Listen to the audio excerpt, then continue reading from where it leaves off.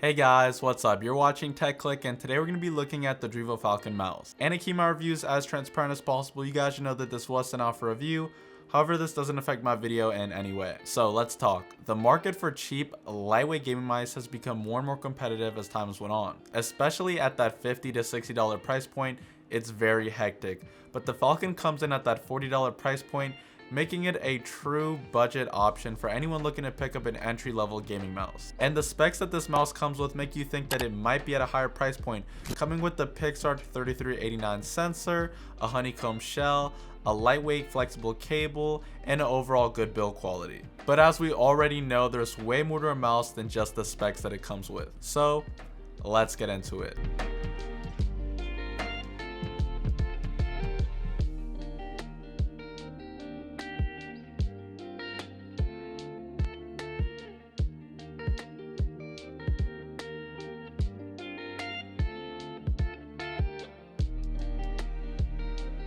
Starting off with the specs, this mouse weighs in at 70 grams, which I would say is going to put it in that middle range as far as the weight in terms of lightweight gaming mice. Being lighter than a mouse like the G Pro Wireless, but also being slightly heavier than a mouse like the Model O. Like I mentioned before, this mouse has adopted that honeycomb shell trend that we've seen become more and more popular with lightweight gaming mice. And the RGB lighting that shines through the top of the shell does look very vibrant and bright. The bottom of the mouse comes with one large mouse foot on the top and then two smaller mouse feet on the bottom. They don't claim that the material being used on the feet here is made from that usual PTFE material that we do see on a lot of lightweight gaming mice, but I will say that it is very comparable to those mice, so I'll say that the glide is almost just as good. The pulling rate for this mouse is rated at 1000 Hz, which is the industry standard right now, and honestly I didn't have any issues with lag, inconsistencies in the sensor, or spin out. As far as the buttons, mouse 1 and 2 buttons are snappy and they sound good. Side buttons are clicky and tactile, and there is almost no pre-travel on either of the side buttons.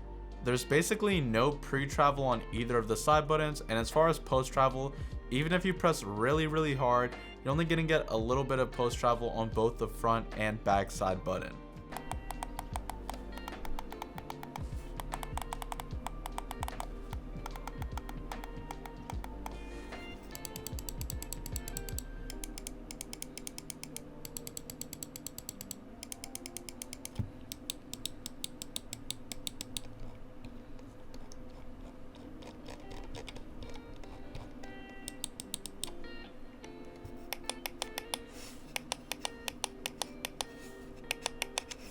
And one thing that I did notice is that the side buttons are kind of thin on here, but they are large enough that you're going to be able to press them, and the positioning of them makes it really good for me, so I also did not have any issues with that. The shell itself is also very sturdy, and I didn't get any creaking when I was testing it, pressing from the top, bottom, or sides of the shell. The overall build quality of this mouse is great, and I really appreciate the attention to detail and reinforcing the insides of the mouse shell to make sure that this thing is built to last. There is no LED indicator for the DPI, so that's going to be controlled completely through the software. However, there is a DPI button under the scroll wheel, so that is a nice touch. As for the scroll wheel, it's textured with small steps, and the rubberized scroll wheel does feel nice to scroll on.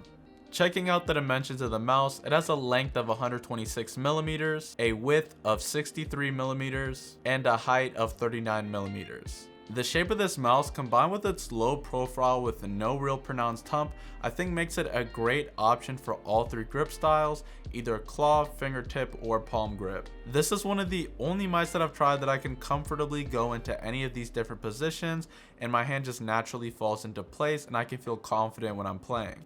Shifting over to the colorway and aesthetics of this mouse, it's only available in one colorway, which is a matte black finish. Again, going back to that honeycomb shell and the RGB lighting, I think it does a great job of illuminating the mouse and giving it that extra flair that it might be lacking otherwise. Also, the only visible branding on this mouse is going to be on the top left trigger, as well as on the bottom of the mouse right above the sensor. When it comes to the feel of this mouse, I think this is a real winner if you're looking for something that can accommodate different grip styles while also having a relatively low weight. The feet combined with the low weight and the flexible cable makes this a great option, and honestly I think it is a steal at the $40 price point. With my main grip being a fingertip grip, I was surprised to find myself going into like a claw fingertip hybrid with this mouse, which was surprising considering that I pretty much exclusively use fingertip grip if I'm not doing something like a review. It really just felt more natural to me with this mouse, which is impressive considering that I basically never use a claw grip like that. Moving on to the software, the Falcon can be controlled through the Drevo Power Console, which is a software that can be downloaded from their website. I'll be sure to put a link to that software down below in the description if you want to check that out. The software gives you control of DPI adjustment, lighting, macros, the polling rate, and pretty much anything else that you usually want to do in your mouse software. My take on it, it's another basic mouse software, which isn't a bad thing. You can do everything that you need to get done in there, and yeah, you just download it, you get it done, and then you never really have to bother with it again. As far as using the software, it was pretty self-explanatory and easy to use. I didn't have any issues or bugs come up with that. So yeah, don't be worried about that. It's pretty self-explanatory, and like I said, I didn't have any issues with the software. So who is this mouse for, and is it worth the money? The mouse is good if you're looking for a mouse at or under the $40 price point. You want something that can definitely accommodate different grip styles. You want something with also a relatively low weight, and something that has a smooth glide and an ultralight cord. The fact that it can accommodate almost any grip style and just the shape of it really sold me on this mouse. It just felt really natural in my hands, whether I was gaming, video editing, watching videos, just doing anything with the mouse. It was just overall a good experience. And at this $40 price point, it's competing with other mice like the Viper Mini and the Mirror S, and I really think this mouse does hold its own with the other mice in its price range. Overall, the value that you're getting here is amazing, and I'd really like to see Drevo make a mini version of the Falcon, and I think that is something that would definitely catch people's attention. At least I know it's something that I'd personally be excited for. Like usual, I'm gonna put the links for purchase down below in the description, so if you want to get your hands on the Drevo Falcon mouse, you can go ahead and do that. If you found this video even a little bit entertaining or interesting, if you wouldn't mind hitting that like button, since it really does help out the channel. And if you're new here, I make all types of content on tech and gaming, so if you're interested in this type of content, consider checking out the channel and subscribing. If you have any questions that you want to ask me live, consider stopping by the Twitch stream where we talk about tech, we play lots of games, and it's an overall good time. Like always, you guys are awesome. Thanks for watching, and I'll see you guys in the next one.